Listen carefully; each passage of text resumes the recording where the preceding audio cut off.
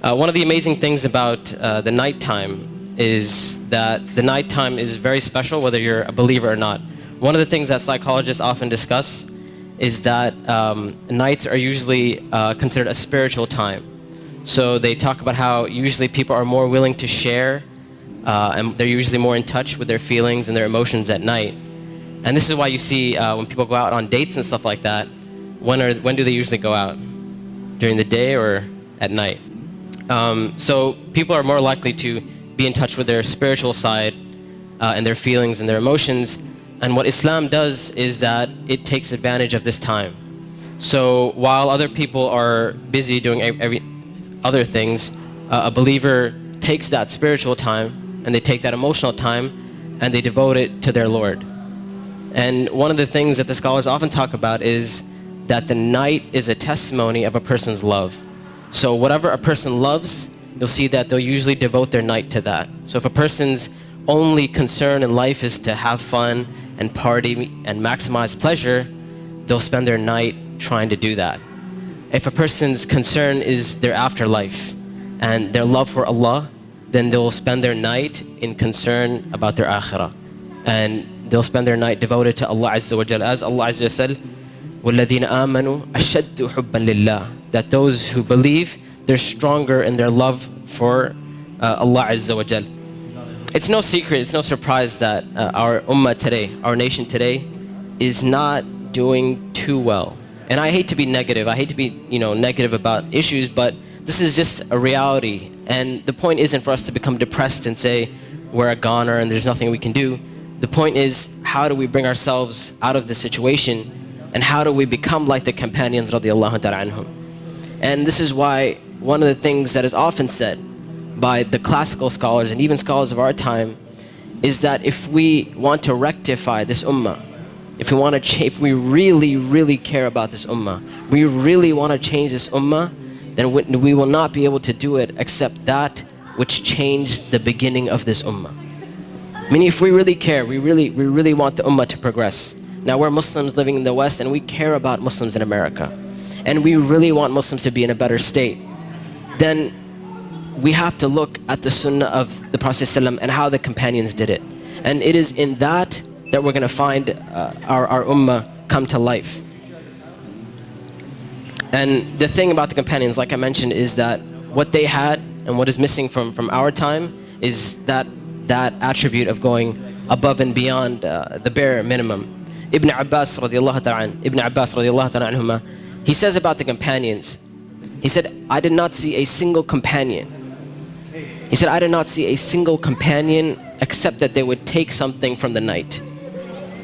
Meaning they would pray some type of qiyam al-layl. And one of the most oft questions I get from young people is, you know what, my iman is just not doing too well. Like, I have a dip in my iman and I just don't feel it anymore.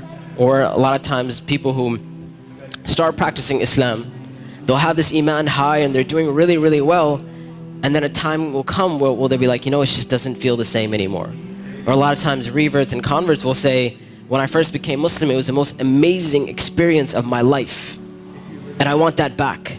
I want that experience back. And one of the first questions I ask these people is, how is your connection with Allah? How is your qiyam al-layl? When was the last time you got up in the middle of the night or in the last third of the night to pray to your Lord? And if the answer usually is, well, I don't really do that. I just try to do my 5 daily prayers. I'm just happy if I can get that in. And I tell them, I say, listen, if you're cutting off your connection with Allah, how are you going to get better? You can't expect your iman to just get fixed all of a sudden on its own. It's not going to happen. You have to take steps for you to become a better Muslim. You have to take steps to reach that level of iman. When it comes to qiyam al-layl, one of the advices I often give, and I give this advice because this was the advice given to me by my teachers, is if you want to pray qiyam al-layl, all you have to do is just try it.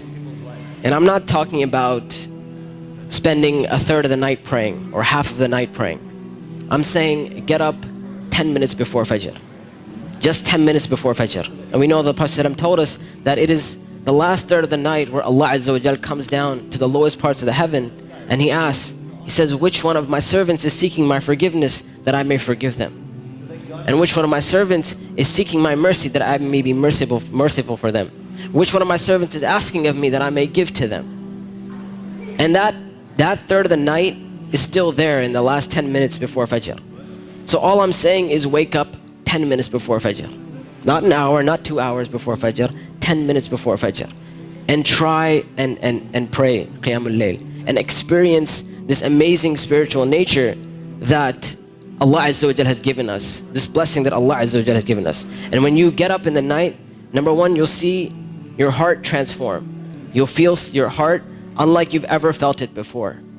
And I know a lot of us, and this is a problem which is very, very common, where we look at Islam and all we see is a bunch of things we have to do. And we're missing that spiritual side of Islam. We're missing that connection with Allah and our Creator. And I tell you that if you're seeking that connection, then get up and pray Qiyamul Layl. You will see your heart transform. You'll see this tranquility and peace that Islam is supposed to be.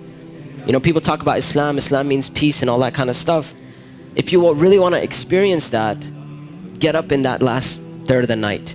Get up for 10 minutes and you will see that peace and tranquility descend upon you.